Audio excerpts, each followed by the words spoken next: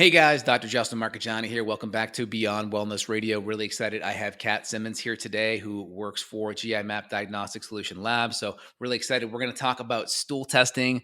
We'll talk about microbiota imbalance, everything gut related. We're going to try to get to the root cause so you guys walk away with some great actionable information. Kat, welcome to the podcast. How you doing? I'm good. I'm good. Happy Friday. Thank you for having me. Happy Cinco de Yeah. Mayo. Yeah, oh yeah, I forgot. Absolutely. Haven't seen a mile. Very cool.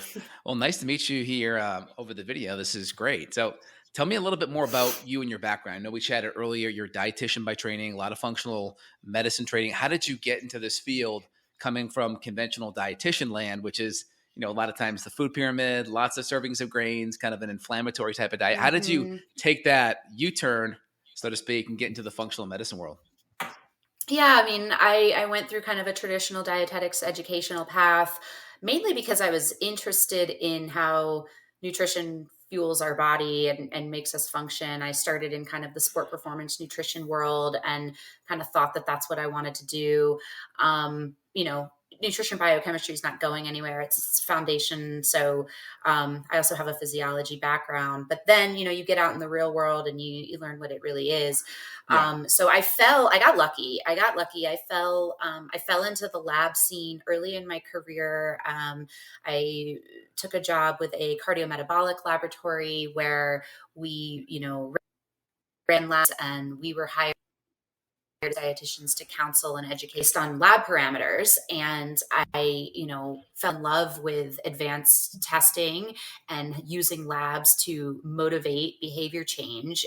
In fact, I don't know how you do it without labs. There's something to be said for seeing green, red, yellow on paper and motivating people to change. So spent a long time in cardiometabolic, and I think it's profoundly important. I love where the direction of gut health is going, with some of the science that's coming out around GLP-1 and regulating gut. Like, I think that's kind of maybe like the next chapter. But yeah, so the cardiometabolic world is super important. Diabetes isn't going anywhere. Insulin resistance isn't going anywhere. Obesity management's not going anywhere. But I wanted to niche down into the gut. I have a lot of interest in celiac and gluten related disorders that affects my life personally. So I took a turn, went more into the functional lab testing space in gut diagnostics, autoimmune testing. Hmm. And so, yeah, I mean, I've been in the lab world most of my career, and I'm happy to have landed here. And I've been with DSL now for a couple years, and it's a great space, mainly because the GI map is such a good tool, and it's a joy to work with in terms of driving outcomes, looking at the gut, figuring out, I mean, it all begins in the gut. I believe that to my Yeah. core. So it's just fun to work and live it day in and day out, and definitely migrated more into kind of a practitioner education space because that's needed. I mean, we're not learning this in school. I don't think any health profession is really learning this in school unless you're doing the arms that are offered by, IFM and other governing bodies. So there's a massive need for building this education within. Yeah, that totally makes sense. I mean, the gut is so important. That's where 80% of your immune system is. Obviously, if you're trying to get people to make a healthy diet change, but you don't have good absorption or digestion or assimilation of a lot of the nutrients you're consuming, that's a big factor. And so Mm-hmm. I've been using stool testing with my patients for well over 10 years. And obviously, when patients have chronic stress or chronic illness, usually there's some kind of bottleneck on the digestive absorption side, whether it's hydrochloric acid, enzymes, or bile. There may be a impact with microbiome being off a little bit, maybe infections, maybe gluten sensitivity, maybe just inflammation markers. Um, let's just kind of dive in here. So first off, we kind of go to page one of the GI map, right? We talk about a lot of like bacterial foodborne kind of illnesses. How often did these come up? How often do you see them kind of from a lab standpoint? Do they play a role with patient outcome or patients not feeling great? Like the Campylobacter, the food poisoning kind of things? Yeah, yeah. So, I mean, the page one of the GI map is sort of your rule in, rule out, right? It's similar to a panel that would get run, in an acute setting, hospital presenting with acute gastroenteritis. So, how often do you see things positive? Um, I don't know, if I had to put a number on it, 85% of the time you run a GI map, this page rather will be non-remarkable. Everything will be less than DL. But, we Are you able do to see the often lab on the see, screen? Can you see the lab on the screen? yeah, I can see it. Yeah, good. Cool. I'll just kind of put it Hmm. up there for your reference for you. Yeah, yeah. So, but we do see, I mean, there's often typical scenarios where we are seeing expression of C. diff. C. diff's a big one. And then it's really interesting because we see very definitive patterns that unfold with the commensal microbiota. Right. It's all. And one thing that's really tried with these really, really, really strong patterns that we walk away with these certain cases. So C. diff, people are not always symptomatic. We see a lot of asymptomatic C. diff because we're not, this what you're showing right here. This is looking at C. diff genetic genomic material in the gut. Necessarily, we're expressing the toxins, so followed with symptom assessment and maybe further testing. But C. diff does come up quite a bit, and Does there's a it lot matter that it's so high? Is it like, let's say this patient here, right? They're like of 100x the indications reference that range. um, Does that matter? it does matter that it's so high. Yeah, it absolutely matters, and that's really a critical piece to the GI map. The GI map, we use quantitative PCR, right? True quantitative Hmm. values of organisms.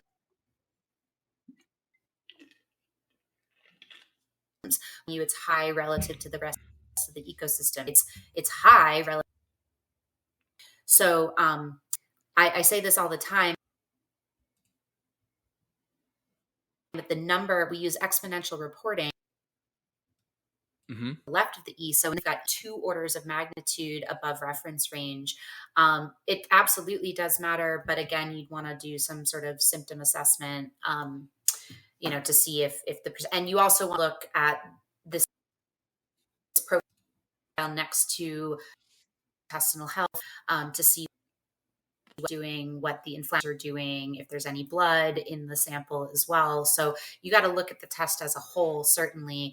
But looking at C. diff carrier status, that is something that we see, you know, time to time. I deal with it a couple a week. The other thing page a lot is low level Giardia, Hmm. which is interesting, Yeah. because I've seen that quite frequently. Giardia is pretty. Yeah, yeah, we see it. About 10% of samples coming into the lab, have some detected level of Giardia. It's pretty ubiquitous in our society, and it may or may not always present with acute symptoms. But I wouldn't really want to see Giardia rolling around in my gut. So most practitioners feel the same way. So, whether or not we treat every time we find these organisms is a bit of an art as much of it is a science, but you don't know what you're looking for unless you find it. And that's what the GI map is really good at. We tend to see seasonal variations with things like Giardia because it is found in water a lot of Hmm. time. So, Yep. um, we see low levels of E. coli's, but this page is telling us about exposure, right? So usually when we see something pop on page 1, generally there's deficits in the immune function. So we see it with low secretory IgA. Usually there's deficits with hydrochloric acid. So we see that reflective with digestive insufficiency and other patterns on the rest of the tests that can highlight hypochlorhydria, because these are our defenses, right? And if your defenses are down and you're exposed to these microorganisms, then your gut is more susceptible, right? So it's just very, very profound patterns that we see time and time again. That's very cool. And so clinically, when we look at a lot of these things, obviously Giardia, that's a parasite that can have a big impact. Some of these foodborne kind of illnesses that this could be transient, but they could still be a stressor in the gut like C. diff. Now, if we go to page 2 and we look at H. pylori, right, we have some of these virulence factors. Can these be actually cleared out when you knock down the H. pylori? Are they kind of genetically there forever? They're genetically there forever, but when you functionally work, when you work to lower the organism, genetic expression can change. And then, of course, if you're lowering the organism, the genetic load is going to lower as well. So, yeah, you can see both the virulence factors, and then we also measure antibiotic resistant genes on page 5 for H. pylori, and those can change based on retest. If you choose to do that. But, I believe what you've pulled up here is our sample report. Yep. It's would be pretty rare to see an H. pylori profile with this amount of virulence, but certainly the virulence factors can be really helpful at triage and decision making, especially at Right. those low levels. Like a lot of times we see, say, a virulence factor can trump, whatever the number may be, typically depending on the virulence factor, because some of them are Hmm. sort of scarier than others. Totally. A lot of times practitioners will treat, regardless of the level, if there is positive virulence. Now, I've seen a couple of patients recently where we've treated for H. pylori, like using a lot of the good kind of well-known botanicals, whether it's garlic or mastic or clove or oil of oregano, and we've had a hard time moving the needle on some of that H. pylori. Why is that? Are you seeing a lot of resistance to H. pylori to even the botanicals? And any thoughts on that? No, I mean, I think with Mastica, Mastica's pretty well established in the literature, and pretty effective. I do think dose is important. And a lot of there's a lot of formulas out there, H. pylori formulas in the professional supplement space. In my opinion, I mean, if you look at the literature of using Mastica against H. pylori, you're typically looking at like 2 to 3 grams per Yep. day. Hmm. And a lot of those combo supplements don't get that high. And so I think there's a lot of myths there that we're just not coming in with a So high I can enough. tell you clinically, I've seen some patients where we're using that level and more, and we're still having a little bit of issues. And then why does that happen? Is that just a resistance to the bug? Do you typically just recommend rotating in different herbals until we find that right one? What's your take on that? Yeah, it's great if you're assessing and reevaluating with testing. We don't always get that. A lot of people will treat based on symptoms, and there can be symptom residual. I mean, you can have symptom improvement without lowering the number. I find Mastica to be pretty effective. Yeah. A lot of times I'll combine it with some agents like DGL licorice, black cumin seed. Those are kind of the big ones. Um, and then there's always kind of a lot of times when you have issues clearing things, there's always the Hmm. issue of biofilms. There's Yep. always the issue of what else is going on in the environment. Yep. There's also this whole question about stomach acid Hmm. and whether or not, so kind of the mechanism here for anyone who doesn't know is one of the misunderstood things about H. pylori, or just not understood, is that H. pylori, obviously it's associated with gastritis. It's an upper GI organism. Hmm. If it has a lot of virulence, it can be associated with, the scary things we think about, the peptic ulcer diseases, the gastric cancers, acute gastritis, reflux, GERD. But beyond that, the organism itself produces this enzyme called urease, and urease can Hmm. neutralize stomach acid. Yep. And Produces so a lot ammonia. of Yep. times, yep. So a lot of times we're seeing, H. pylori upstream of digestive insufficiencies. So I do think that there's a lot of confusion out there, and, nothing that we do here is black and white. There's just not we get questions every day, like, at what level do you treat H. pylori, and what exactly do you do? And do you use acid? Do you not use acid? I mean, so much of this is just not black and white.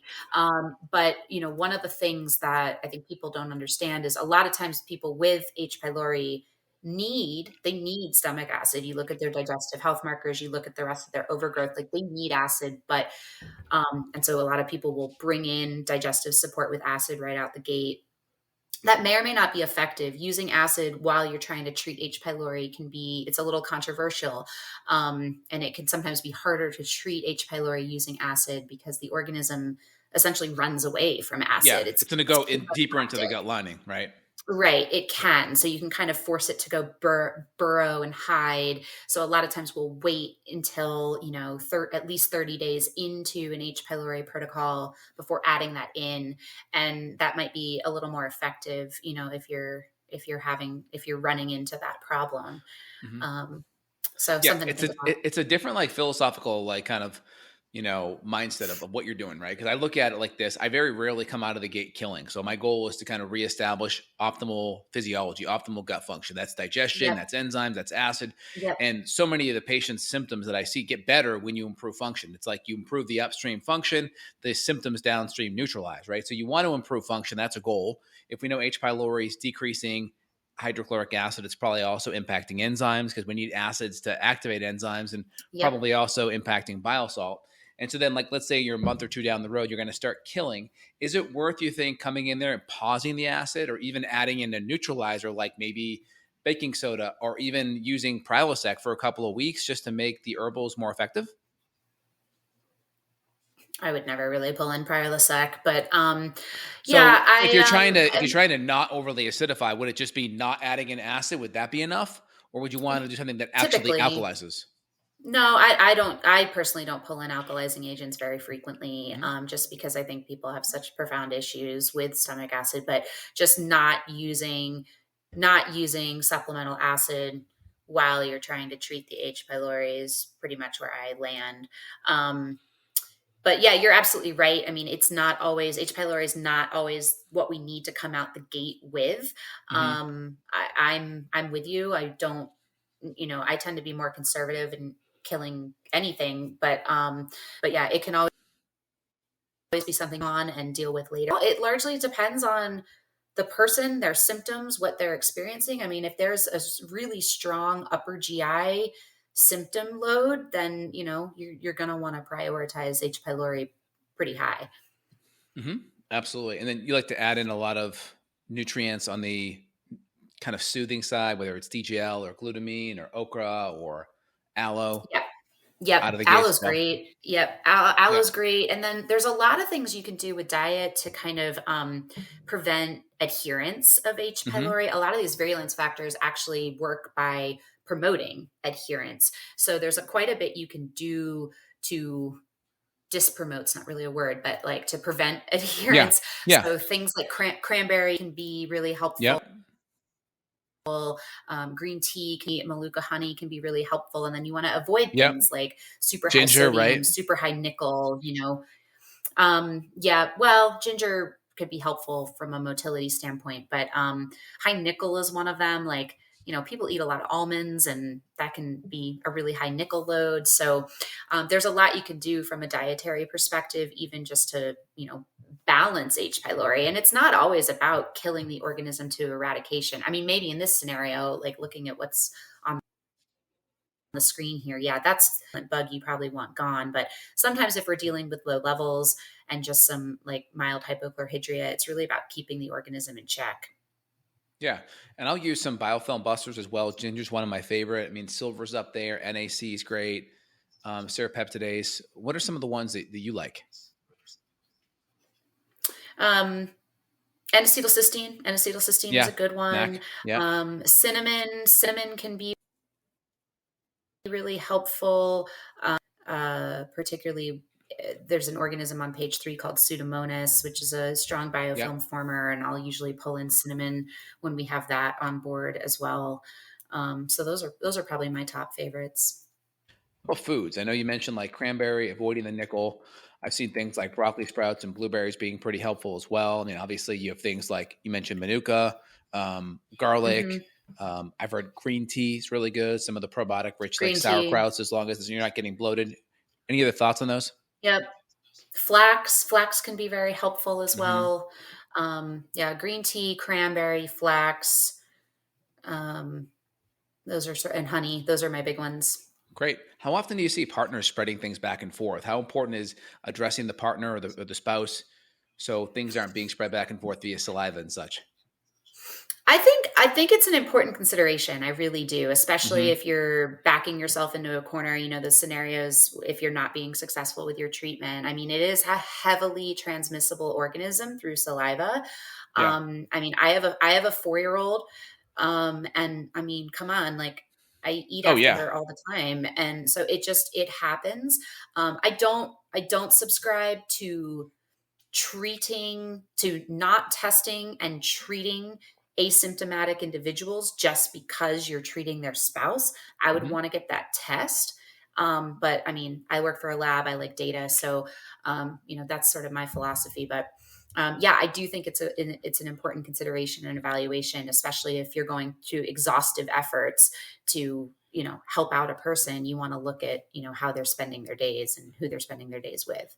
Yeah, that makes sense. I think it's important. Do you see pets as a potential vector as well for H. pylori? Not so much. I mean, unless your dog is particularly licky and slobbery and Yeah. in your face a lot. No, that's not something I've even really given a whole lot of thought, to be honest. But I don't know. It's not something I typically I know with focus on. cats, I know Giardia is pretty common in cats. That's so I do. Yeah, and Cats dogs. can be a Giardia is microbe. common in dogs too. Yeah, Yeah, no, yeah. they can be a vector in that regard for parasites, particularly. Hmm. Not so much so with H. pylori. Interesting. Well, let's talk a little bit about the commensal bacteria section. I get this coming up a lot with patients. I'll see patients with have a lot of dysbiotic bacteria. These things will be the commensal stuff will be out of balance as well. I always kind of prioritize the dysbiotic stuff first because if you clean out the bad stuff, then when it comes to the repopulation phase, a lot of times with good fibers and good digestion and good probiotics, that may take care of itself. How do you kind of break this section down when you explain this to patients or people calling you up? How do you break it down? Because I mean, kind of my take out of the gate is we have our beneficial bacteria, our lactobacillus and bifido, and then we have our big family of bacteria, which is important for fiber and plant-based products to have Mhm. good levels if we're too low on that.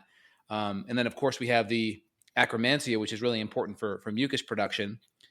And when I see a lot of imbalances on the higher side, and I have a lot of dysbiosis, I always tell patients, wait, we're going to clear that out when we get to the big bugs, and then we'll work on repopulating with pre and probiotics on the backside. How do you address that? What's your philosophy around that? Yeah, so it depends on the pattern. And this, I will say that this section of the GI map is sometimes the hardest to interpret. Hmm. Sometimes it's obvious. Sometimes, and we added these color bars and these tick marks about Which a is very year helpful, ago. by And the way. yeah, I Very agree. helpful. I totally agree. I was part of that design plan team because, yeah, it was pretty hard to read. We had practitioners completely missing low levels like Faecalibacterium pratenitzi, like the reference range is 1E3. We would have people coming in with, 2.5 E3, and the test didn't do anything to indicate that that was low, but it is low. It's Right. very low. And I mean, look at normal. So these color bars and tick marks are vastly helpful. And I will say sometimes you Totally. see there's an obvious skew to the left or the right. A lot of times, sometimes we will Yep. see obvious insufficiency dysbiosis where everything's trending low. And sometimes we see obvious overgrowth when everything's trending high. And yeah, those are a little bit easier, a little bit more obvious. If things are low, um, obviously depending on the rest of the report, but that's more of an insufficiency picture. That's more of a, we really need to come in here and rebuild and support and repopulate with all the good things that we know how to do, before we do anything else. Really, I mean, your gut's depleted. We need to build that up. If it's trending on the high side, I mean, that usually indicates, it usually is downstream of digestive insufficiency where we have a lot of overgrowth. We have a scenario where there's just tons of microbes and tons of fermentation happening in the lower Hmm. gut, and those symptoms of bloating and distension. I mean, how many of your patients Yeah, have those symptoms? And we see that over and over absolutely. again. Um, in terms of how do I go through this, so I always take a look at the phyla first. So Hmm. down at the bottom of that page, bacteria phyla, we're looking at How would you describe Bacteroides and phyla? Is Firmicutes. phyla like the big overarching family, and these things are kind of subfamily members within that? Yeah, so go back to, high school biology, kingdom, phylum, Yeah. class, order, family, genus, species. So phylum is one below kingdom. We're talking about kingdom bacteria here. So phyla is a very, very broad net. Doroidetes and Firmicutes together make up about 90% of healthy human microbiota populations in our gut, right?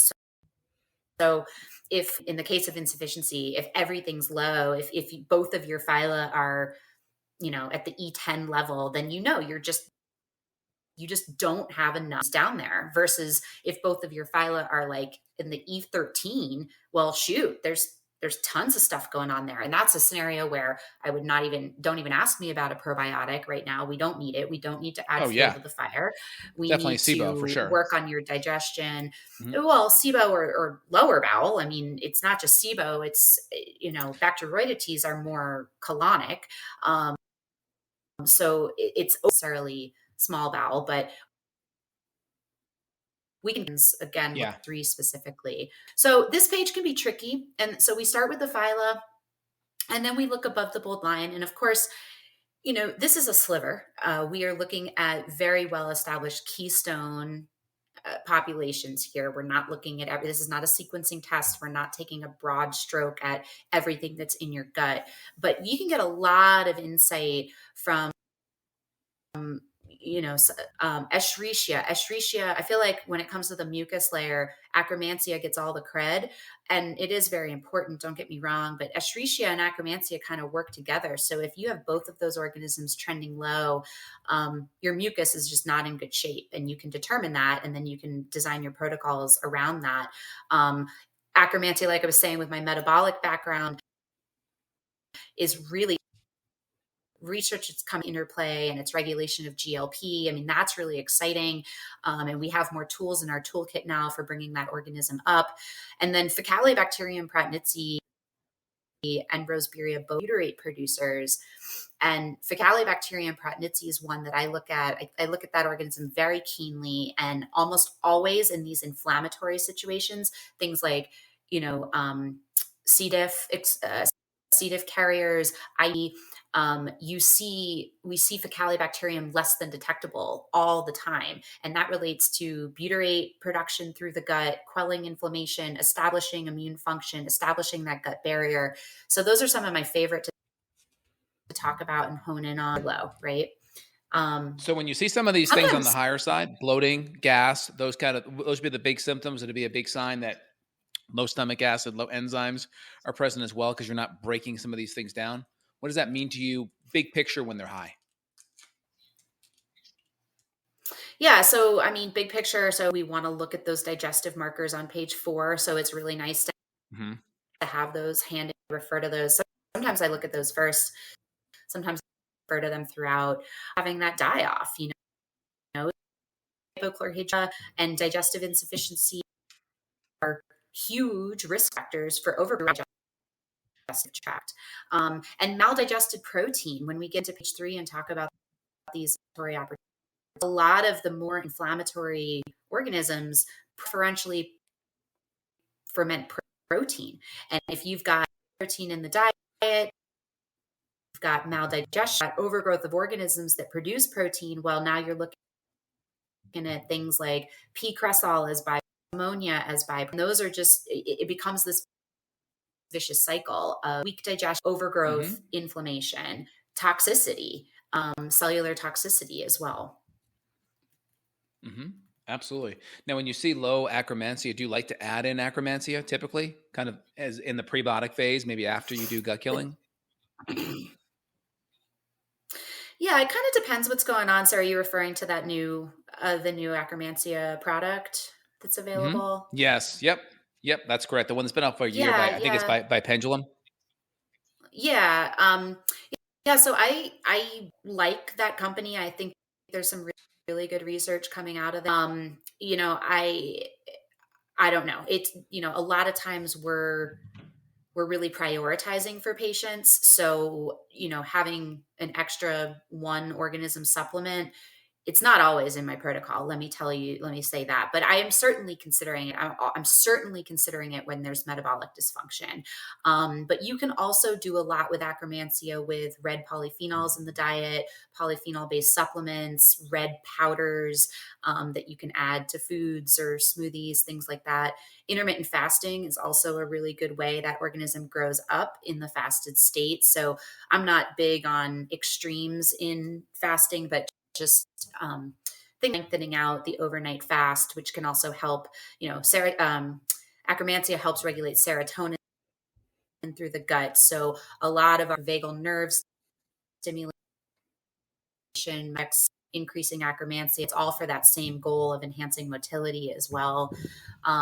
So yeah, I mean, but we have seen that Pendulum product effectively raise Akkermansia on GI map. I mean, as you would hope it would. It's just a matter of how lasting that is. Now are we like, do we need to take this forever? Will that come down if we stop supplementing? Like, those are the things we don't really know yet. And the goal really is to build up that mucus layer, right? To help with the gut permeability, to help with digestion. Because when we have that really inflammation, a lot of gut inflammation there, that gut's going to be a little bit more raw. So building up that mucus layer is kind of the goal with that Akkermansia, correct? Right. Yep. Yep. Okay, cool. All right, so that's helpful. Anything else you want to add here, kind of clinically, of what we'd want to think about or focus on here?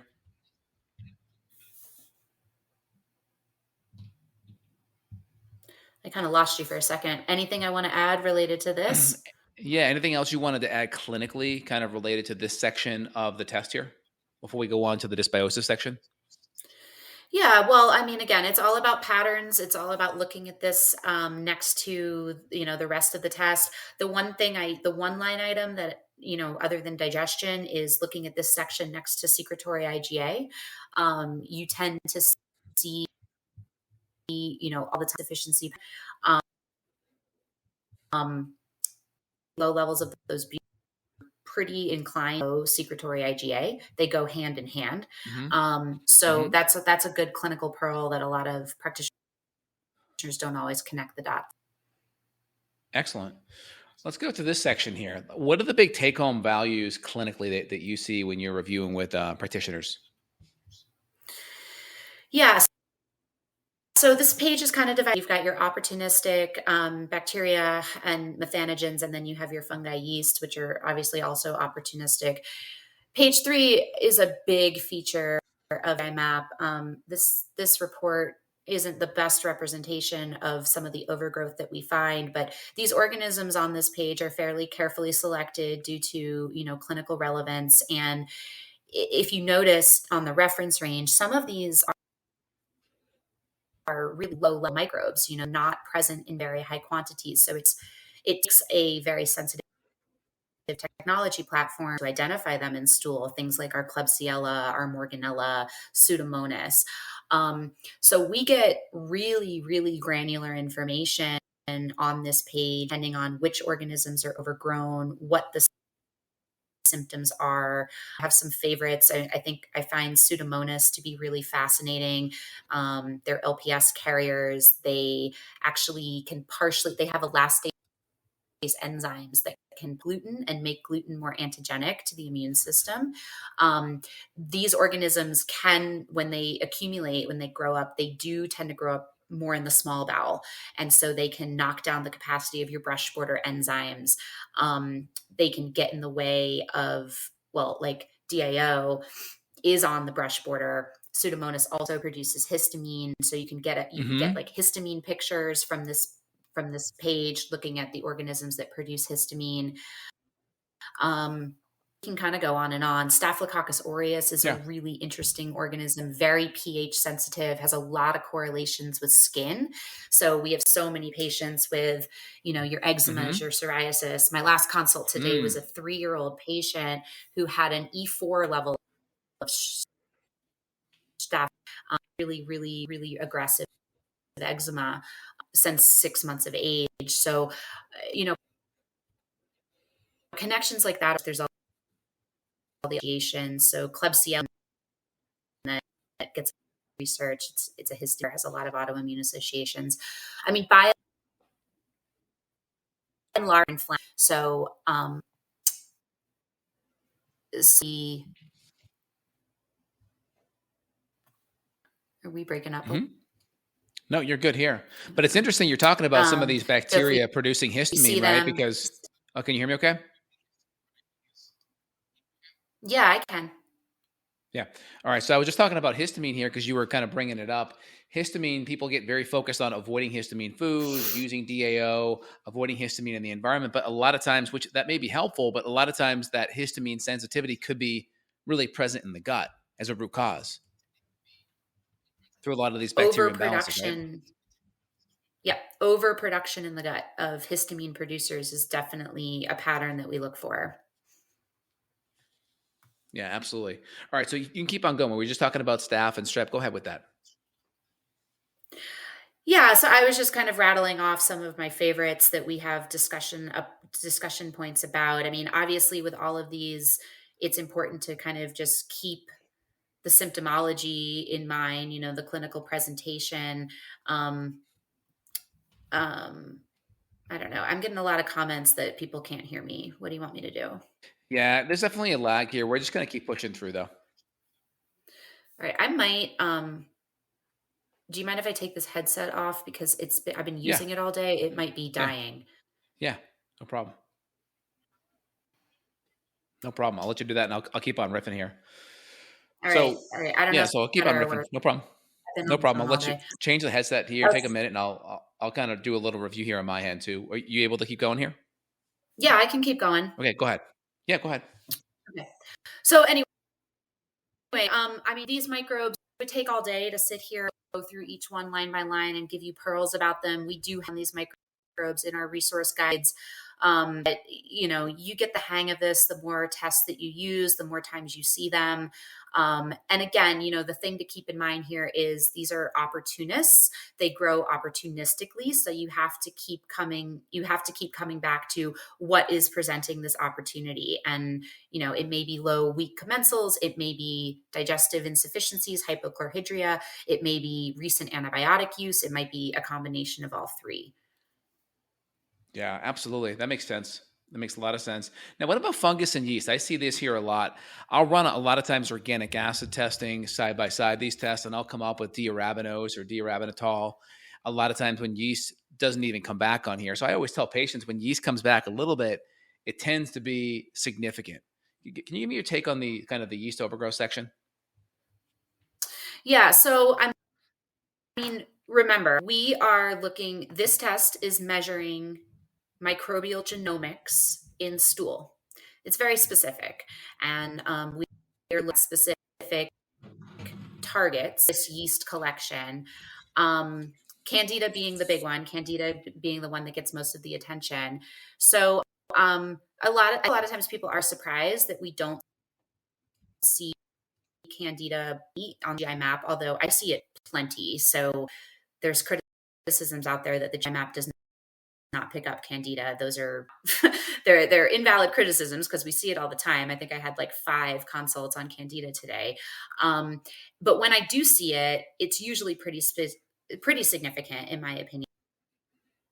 And it does relate to Candida colonization, specifically in the can you have systemic issues Outside of the without? gut, for sure. Yes, you Hmm. can.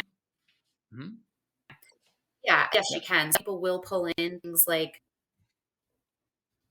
organic acid testing, antibody, Candida antibody testing. I used to work for a lab that did Candida antibody. Candida antibodies are much Yes. for much it, genol. Hmm. So, but I see Candida, it's use of digestive insufficiency as kind of a co-infection with H. pylori quite often. And I see people are really symptomatic when you have Candida overgrowth in your gut. And I see a lot of psychosomatic symptoms, a lot of anxiety, brain Hmm. fog type symptoms with Candida. Yeah, that the organic acid testing, um, you know, I don't know what I want to say here. Like those tests will find it. They'll find yeast Yep. probably more often than a stool test like this, but it's not always specific for those microorganisms. So Hmm. here it's like you're finding exactly what you're looking for. Yeah, absolutely. Yeah, I'll see yeast. I'll see it. If I see it at all, forget it's even flagged, right? If I see it a little bit, I'm concerned. That's Yeah. kind of how I look at it. I'll also run that Yeah. diarabinose, and E I'll two see a two lot or of high. times. Go ahead. Hmm. Yep. Yeah, and I'll run the arabinose as well, just because, like you mentioned, yeast may not be fully in the gut. It could be outside the body, and you may need another kind of a systemic kind of net to catch that. So it's good to look at it. I have yet to see a viral issue come back here. Have you ever seen a viral issue in the gut? Rarely, rarely. Yeah, pretty rare. We just don't see the viral colonization.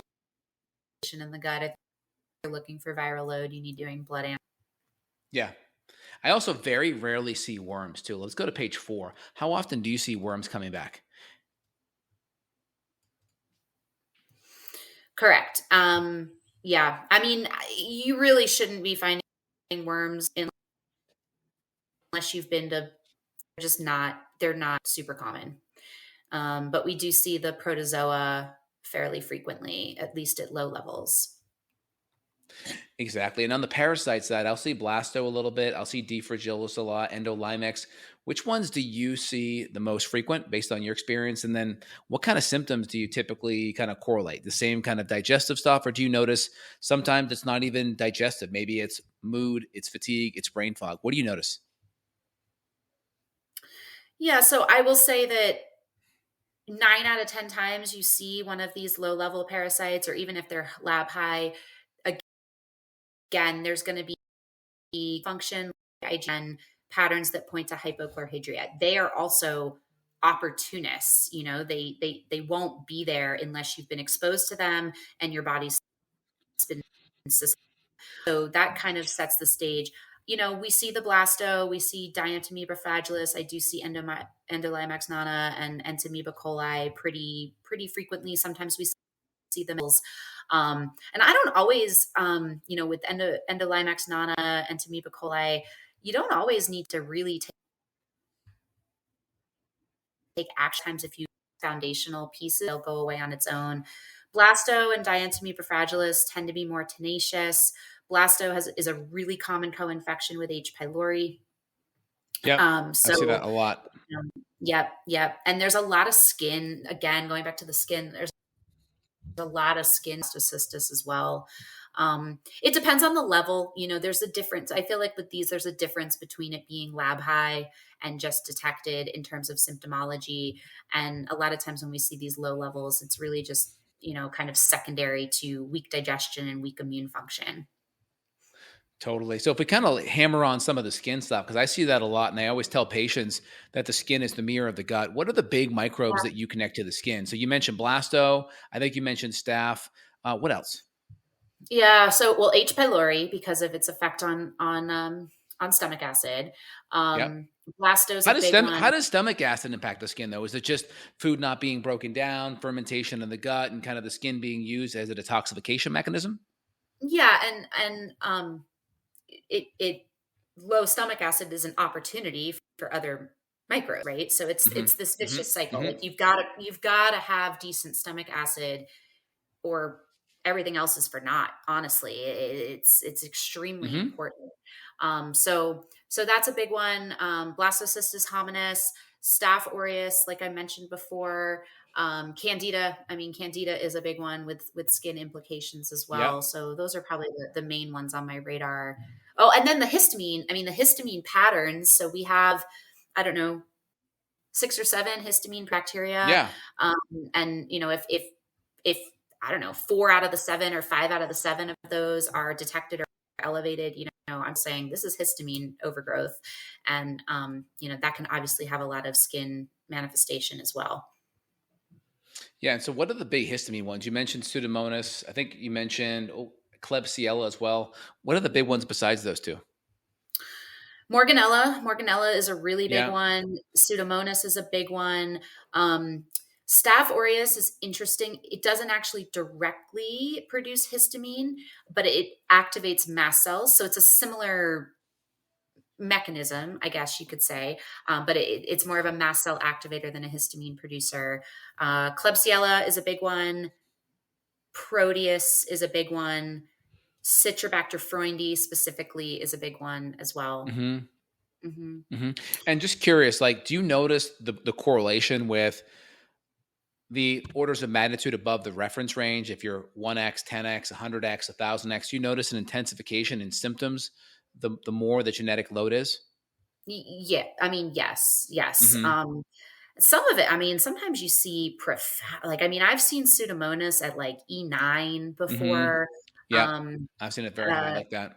Proteus is not one you see every day, but I've seen very high levels of Proteus that, I feel like have almost been, in patients that present like IBD, but but their inflammatory markers look good. And I'm like, well, maybe this is just a Proteus overgrowth. But yes, I mean, absolutely. And that's the value of, again, the quantitative reporting is so that you can get that degree of magnification. Like, I'll be honest, we see Staphylococcus aureus a lot. Like, we Yep. see it all the time, but there's a big Hmm. difference between a detected E2 level of staph and like that eczema patient I saw today that was like high E4. I mean, that's a Right. huge difference.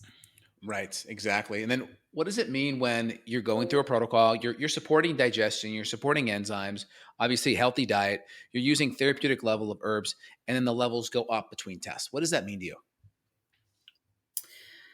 Well, that depends. And, Hmm. one thing that I think needs to be understood is when to retest. I think, so we typically recommend retesting 4 to 6 weeks after a protocol has finished. And I think a Hmm. lot is too early. I had a consult yesterday with someone who, the provider was not the prime was trying to help. He was kind of a more auxiliary provider, and the patient Yep.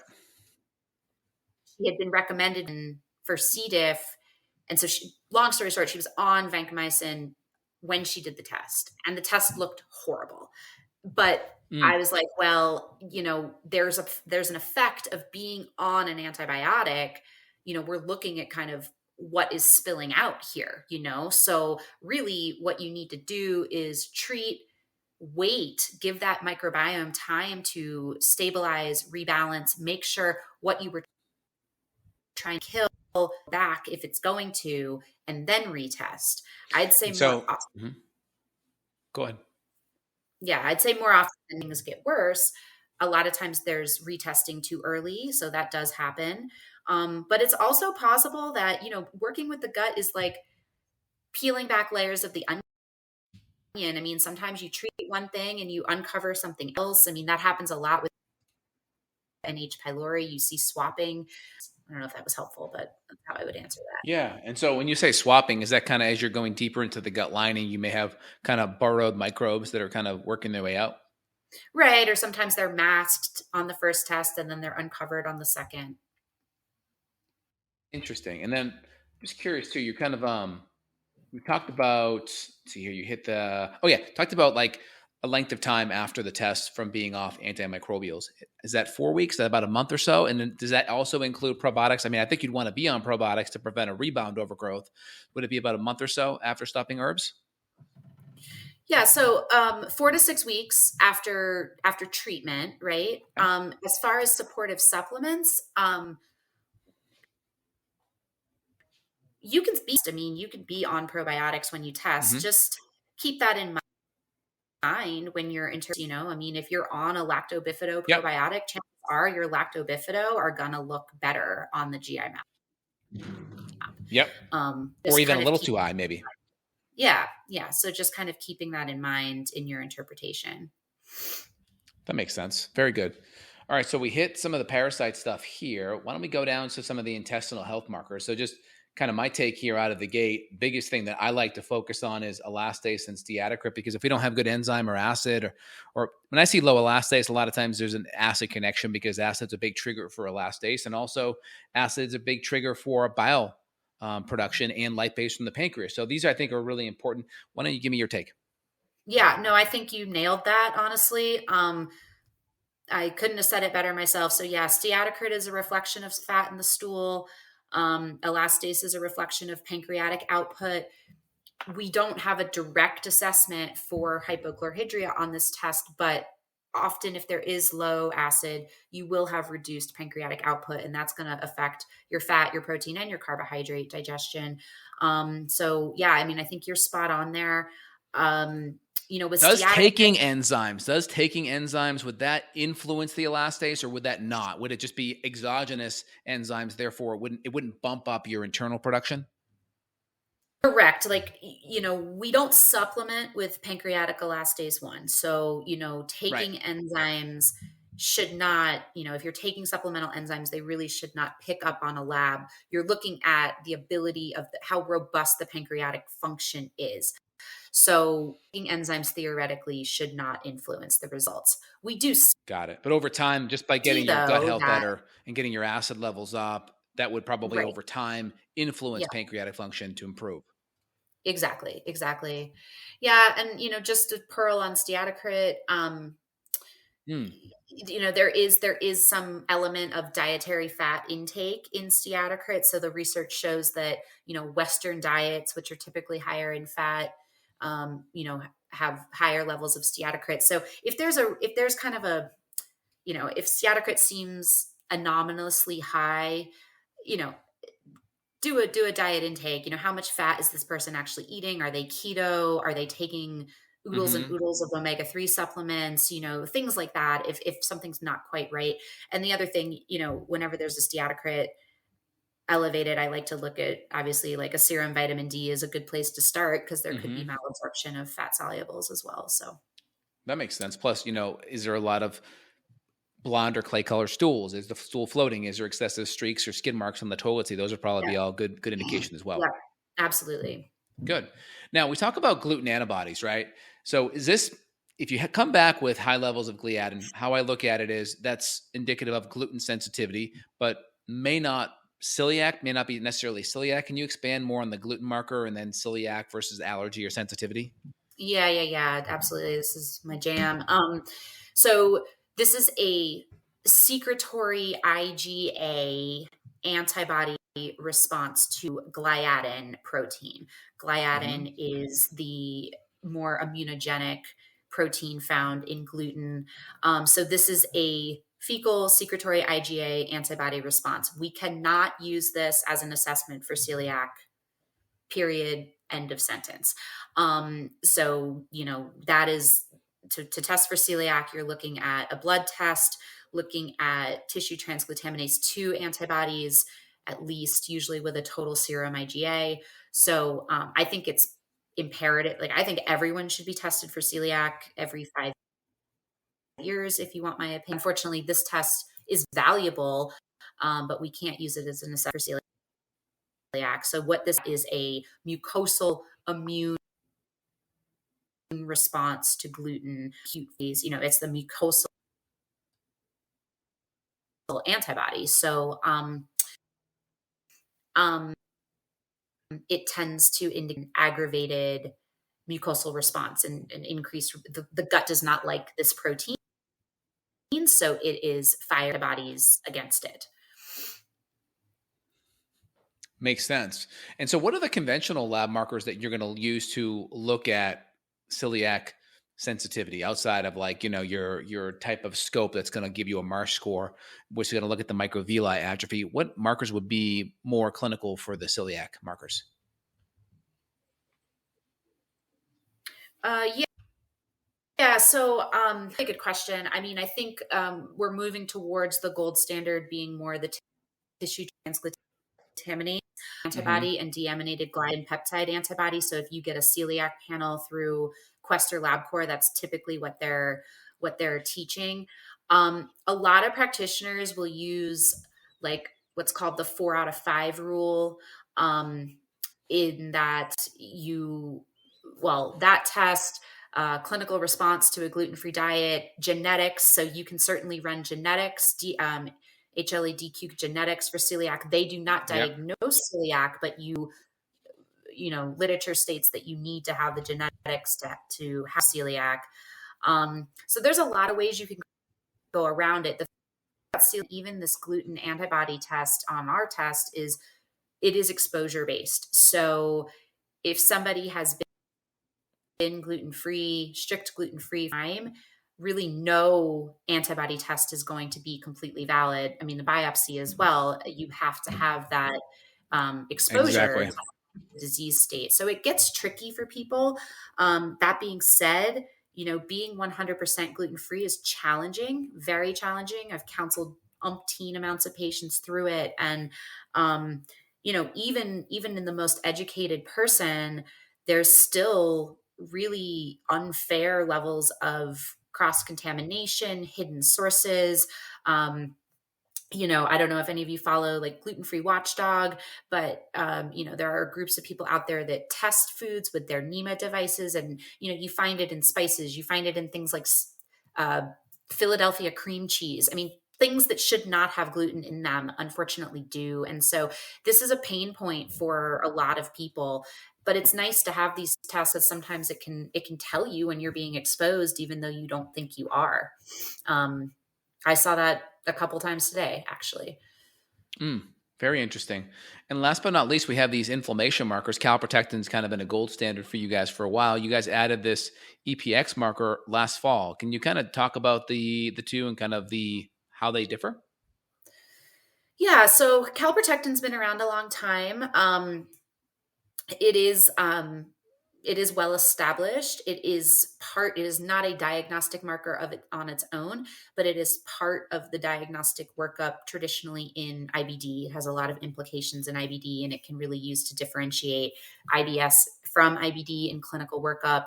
Um, so that's been around a long time. Calprotectin, this is something a lot of people don't know, is specifically reflective of neutrophil infiltration to the colon. So it is looking at colonic inflammation specifically.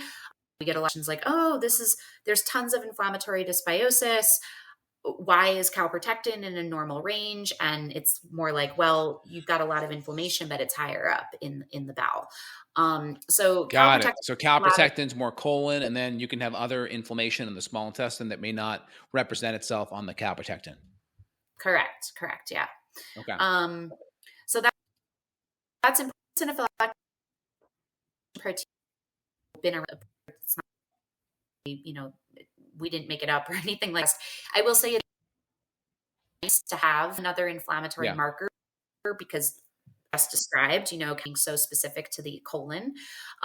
So eosinophil activation protein can be helpful. It's very non-specific though. So there's a lot of reasons why it may be elevated. So it's a lot of times it's more of a consequence than a cause.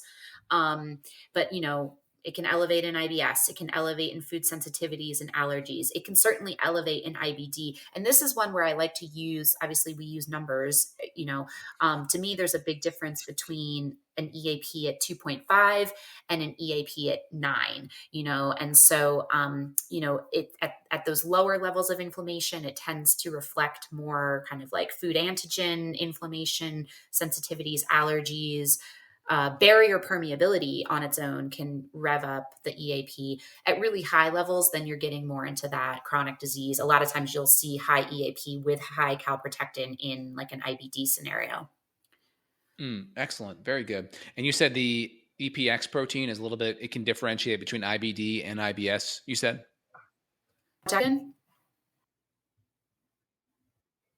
The EPX protein, you said Utility. could kind of Yeah. differentiate? Hmm. Okay, got it. Very good. Anything else you want to highlight about the IgA or any other markers here that you want to kind of emphasize? I don't know. We've covered a lot. I mean, zonulin is always exciting. Zonulin's an add-on on the GI map, so you don't always get that on the reports, Hmm. but I do find it useful. It relates a lot to inflammatory dysbiosis. I'm sorry, insufficiency dysbiosis. So you're going to see zonulin elevated more so when the commensals are weak, particularly those butyrate producers. I always like to educate on the connection between gluten, gliadin, and zonulin. There is a really strong connection there. We know that gliadin can bind to zonulin and drive its release. So, kind of the gluten driving leaky gut thing, there is some reality to that. So yeah, zonulin's a good thing to have. People resonate with it well when it's elevated. It's another one of those that can be a strong motivator for compliance when we see it elevated. Very good. Awesome. All right, very good, Kat. Well, I think you dropped some good knowledge bombs here. This is great. We'll put it out here for all the listeners. We'll put some links down below to access the test or access some additional information or references on the topic. Anything else you want to leave us with here, Kat? No, I mean, sorry if we had connectivity issues. We can back for a part two or something. Yeah, I Hmm. mean, thanks for the test. Thanks for hosting me today. Absolutely. Yeah, we'll try to clean it up as much as we can in post production. Awesome. Well, thanks for being here. Nice chatting with you.